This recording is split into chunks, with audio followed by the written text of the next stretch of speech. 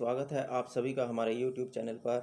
आज एक नया भर्ती का नोटिफिकेशन है जो कि राष्ट्रीय परीक्षा बोर्ड के द्वारा जारी किया गया है और राष्ट्रीय परीक्षा बोर्ड द्वारा विज्ञापन संख्या 21005 RECTT 2020 विज्ञापन संख्या जारी कर LDC senior assistant LDC stenographer और अकाउंटेंट के लिए विभिन्न प्रकार के पदों को एडवर्टाइज कर दिया गया है और इनके लिए ऑनलाइन भर्ती प्रक्रिया अपनाई जाएगी। ऑनलाइन ही एप्लीकेशन इनवाइट किए गए हैं और ऑनलाइन ही एग्ज़ाम होगा इन पदों के लिए। चलिए आज की वीडियो शुरू करते हैं और बताते हैं इसके लिए क्या क्या योग्यता रहेगी और कब कब ये भर्ती प्रक्रिया शुरू रहेगी। वीडियो को शुरू करते हैं और वीडियो को शुरू करने से पहले रिक्वेस्ट है कि आप हमारे चैनल को सब्सक्राइब कर लें, वीडियो को लाइक व शेयर ज़रूर करें ताकि आपको इस प्रकार के जॉब के नोटिफिकेशन सबसे पहले आपको मिल सकें। चलिए वीडियो शुरू करते हैं। राष्ट्रीय परीक्षा बोर्ड द्वारा ये भर्ती प्रक्रिया जो ऑनलाइन भर्ती प्रक्रिया है शुरू की गई है। इसके लिए जो पात्रता की यानी एलिजिबिलिटी की जो डेट रखी गई है वो 31 जुलाई 2020 रखी गई है, यानी 31 जुलाई 2020 ही इसकी अंतिम तारीख भी है। और आवेदन जो भरने की शुरुआती तारीख है वो 11 जुलाई 2020 से सुबह 10 बजे से ये लिंक शुरू हो जाएगा और आवेदन जमा कराने की जो अंतिम तारीख है यानी क्लोजिंग डेट रहेगी वो 31 जुलाई 2020 को आप शायद 5 बजे तक ही जमा करवा पाएंगे। और जो परीक्षा की तिथि है यानी जो ऑनलाइन CBT एग्ज़ाम की डेट भी इसमें दे रखी है वो 31 अगस्त 2020 को होनी सुनिश्चित हुई है।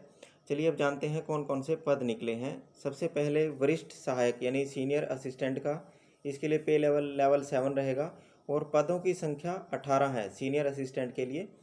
और 27 वर्ष से कम उम्र वाले कैंडिडेट ही इसके लिए अप्लाई कर पाएंगे। और शैक्षणिक योग्यता की बात करें तो मान्यता प्राप्त विश्वविद्यालय से स्नातक की डिग्री आपके पास होनी चाहिए और NBE द्वारा निर्धारित परीक्षा को उत्तीर्ण करना आपको पड़ेगा। बात करते हैं कनिष्ठ सहायक। कनिष्ठ सहायक होता है जूनियर असिस्टेंट, लेवल 2 में इसकी पोस्ट रहेगी। जूनियर असिस्टेंट को LDC भी कहा जाता है और इसके लिए 57 पद विज्ञापित किए गए हैं। 27 वर्ष से कम उम्र के ही कैंडिडेट अप्लाई कर पाएंगे।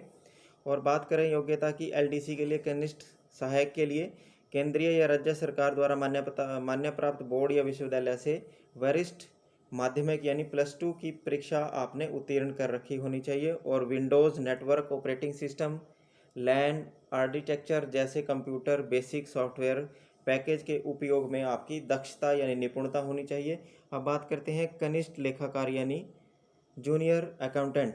इसके लिए जो पे स्केल रहेगा वो लेवल 4 में रहेगा और 7 पद विज्ञापित किए गए हैं। इसके लिए भी 7 वर्ष से कम के कैंडिडेट ही अप्लाई कर पाएंगे। और बात करें शैक्षणिक योग्यता की, किसी भी मान्य प्राप्त विश्वविद्यालय से गणित या सांख्यिकी के साथ स्नातक डिग्री, वाणिज्य में डिग्री यानी कॉमर्स BCom आपका कर रखी होनी चाहिए तभी अप्लाई कर पाएंगे।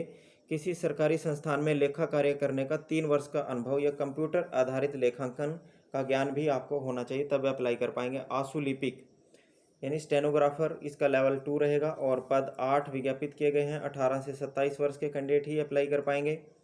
और बात करते हैं शैक्षणिक योग्यता की, +2 परीक्षा आपने, वरिष्ठ माध्यमिक परीक्षा आपने पास कर रखी होनी चाहिए और आशुलिपि 30 शब्द प्रति मिनट और 80 टाइपिंग में आशुलिपि कौशल आपका होना चाहिए। उम्मीदवार को बोर्ड द्वारा आयोजित की जाने वाली सामान्य अंग्रेजी शॉर्ट हैंड टाइपिंग में परीक्षा में भी शामिल होना पड़ेगा। और जो वांछनीय अर्हता है, सरकार PSU स्वायत्त निकायों में आशुलिपिक के रूप में कार्य करने का 2 वर्ष का आपका अनुभव भी हो तो आपको वरीयता दी जाएगी। ये थे पद और उनकी आयु सीमा और उनकी योग्यता क्या क्या रहेगी। अब आगे आपको बता देते हैं कि जो वरिष्ठ सहायक, कनिष्ठ सहायक और कनिष्ठ लेखाकार आशुलिपिक के जो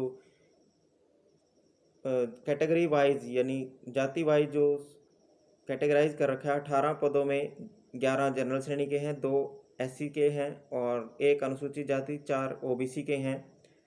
कनिष्ठ सहायक में 57 पदों में 28 पद अनारक्षित हैं, 7 अनुसूचित जाति के लिए हैं और 5 अनुसूचित जनजाति के लिए हैं और 17 पद जो हैं अन्य पिछड़ा वर्ग के लिए हैं। इसी प्रकार आज कनिष्ठ लेखाकार यानी जूनियर जो अकाउंटेंट है उसके लिए 7 पदों में से 5 UR श्रेणी के लिए हैं, 1 SC के लिए है और 1 OBC के लिए है। आशुलिपिक की बात करें तो 8 पदों में 5 जनरल श्रेणी के, 1 SC के लिए और 2 अन्य पिछड़ा वर्ग के लिए हैं। इस प्रकार ये आपको कैटेगरी वाइज भी आपको विवरण इस प्रकार से हमने आपको बता दिया है। अब बात करते हैं आगे कि आपने किस किस प्रकार से इसको अप्लाई करना है। आप एनबीई की जो ऑफिशियल वेबसाइट है उसके ऊपर जाकर ही आप अपना ऑनलाइन आवेदन जमा कर पाएंगे। उम्मीदवारों को आवेदन करने से पहले यह सुनिश्चित कर लेना चाहिए कि वे सभी पात्रता मानदंडों को पूरा करते हैं। चयन प्रक्रिया के सभी चरणों में उनका प्रवेश विशुद्ध रूप से अंतिम होगा, जो निर्धारित पात्रता मापदंडों को पूरा करने के अधीन होगा। यदि चयन प्रक्रिया के दौरान या बाद में सत्यापन के समय यह पाया जाता है कि पात्रता मानदंडों में से किसी को पूरा नहीं करते तो उनकी उम्मीदवारी नियुक्ति को बिना सूचना के भी रद्द भी कर दिया जा सकता है। इसी प्रकार प्रक्रिया रहेगी, ऑनलाइन भर्ती प्रक्रिया रहेगी, किसी भी चरण में अंतिम शॉर्ट लिस्टिंग, चयन या प्रक्रिया में सफल नियुक्ति का अधिकार प्रदान नहीं होगा। इस प्रकार के ये आपको नोट या इंस्ट्रक्शन दी गई हैं। आवेदन को कैसे करें वो यहाँ पर पूरा विवरण दिया गया है इस एडवर्टाइजमेंट में। आवेदन कैसे करें, इस पद के लिए पात्रता के बारे में आवेदन करने से पहले उम्मीदवारों को खुद को संतुष्ट करना चाहिए। इसके लिए उम्मीदवारों को विज्ञापन को ध्यान से पढ़ने और आवेदन को पूरा करने और बाद में चरण में अस्वीकृति से बचने के लिए दिशा निर्देशों के अनुसार जमा करवाना पड़ेगा आपको। और सभी आवेदकों को टीसीएस द्वारा आयोजित किए जाने वाले कंप्यूटर आधारित टेस्ट में उपस्थित होने के लिए खुद को पंजीकरण करना होगा। इस उद्देश्य से यहाँ लिंक पर क्लिक करें और टीसीएस की वेबसाइट पर प्रेषित किया जाएगा, जिससे आप पंजीकरण कर सकते हैं। यानी आप एनबीई की वेबसाइट पर जाकर और वहाँ से आपको टीसीएस एक कंपनी है उसकी वेबसाइट पर भी आपको पंजीकरण, आपका रजिस्ट्रेशन कराना पड़ेगा। तब ही आप 31 अगस्त को जो ऑनलाइन एग्ज़ाम होगा इन पदों के लिए वो दे पाएंगे। आपको टीसीएस पर पंजीकरण करते समय भी निम्नलिखित दस्तावेजों की प्रति जो है वो अपलोड की जानी चाहिए, करनी पड़ेगी। आयु और शैक्षणिक योग्यता के प्रमाण पत्र, 10वीं का प्रमाण पत्र, 12वीं कक्षा का प्रमाण पत्र, स्नातक की डिग्री, स्नातक की अंक तालिका, स्नातकोत्तर की डिग्री, अनुभव प्रमाण पत्र, अनापत्ति प्रमाण पत्र, सक्षम प्राधिकारी द्वारा जारी किया गया जाति, दिव्यांग या PWS प्रमाण पत्र इत्यादि जो हैं ये आपको अपलोड करने पड़ेंगे। और पासपोर्ट आकार की जो आपको एक तस्वीर है वो जो 30 दिन के भीतर ही आपने ली गई हो, पुरानी ज़्यादा पुरानी ना हो, उसको भी भविष्य में उपयोग के लिए पर्याप्त प्रति रखें। और प्रमाण पत्र आईडी जैसे आधार, आधार का प्रिंट आउट, पासपोर्ट, मतदाता पहचान पत्र, ड्राइविंग लाइसेंस इत्यादि जो परीक्षा और दस्तावेज सत्यापन के दौरान भी आपके पास होने चाहिए। इसी प्रकार आप करते हैं आवेदन शुल्क की बात। इन पदों के लिए आपको आवेदन शुल्क कितना देना पड़ेगा। सामान्य वर्ग के उम्मीदवारों तथा गैर वापसी योग्य आवेदन शुल्क 1500 रुपये, 1500 रुपये प्लस GST का आपको भुगतान करना पड़ेगा।